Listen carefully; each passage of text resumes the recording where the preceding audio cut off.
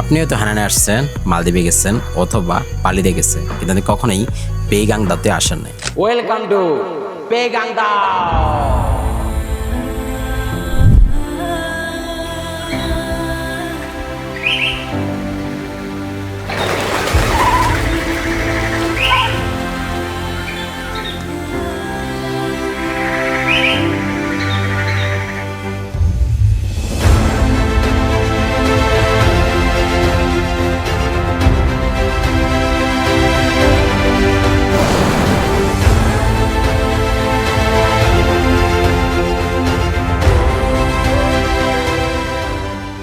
আমার মনে হচ্ছে আমি অনেকদিন পরে অনেক সুন্দর একটা সানসেট দেখলাম। আশেপাশে পরিবেশ এত সুন্দর, আর আমার পিছনে হচ্ছে বিশাল অতল সাগর।